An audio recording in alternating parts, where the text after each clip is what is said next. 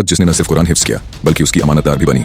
जब कुरैश काबा को दोबारा बना रहे थे, यानी नबी करीम सल्लल्लाहु अलैहि वसल्लम की नबुवत से कुछ साल पहले हफ्सा बिन्त उमर पैदा हुई।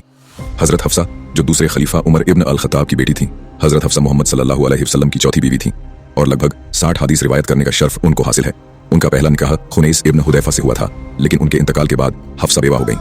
हजरत उमर ने उनकी शादी हजरत उस्मान और हजरत अबू बकर से करवाने की कोशिश की, मगर दोनों ने उस वक्त मना कर दिया। फिर नबी करीम ने खुद हफ्सा से निकाह फरमाया। निकाह के बाद हफ्सा ने पूरा कुरान हिफ्स कर लिया। उस जमाने में कुरान सिर्फ ज़बानी रिवायत होता था, लिखा हुआ नहीं था। हफ्सा की इस अजीम कोशिश ने औरतों और मर्दों दोनों को कुरान याद करने का जज्बा दिया। रसूलुल्लाह के वफात के बाद अबू बकर के दौर खिलाफत में कुरान को एक किताब की शक्ल दी गई और हजरत हफ्सा को ही उसकी हिफाजत के लिए दिया गया।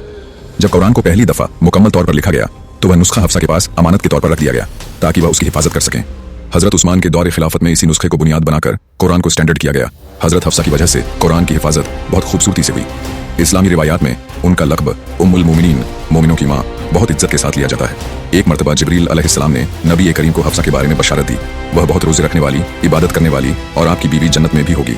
तारीखी मालूमात बताती हैं कि हफ्सा बिन्त उमर की शख्सियत बहुत मजबूत, होशियार और दीनदार थी। अपने वालिद हजरत उमर की तरह सीधी बात करने वाली, दिलेर और सच्ची थी। वह इबादत में बहुत पेश रहती थी। रोज़े और तहज्जुद उनकी आदत थी।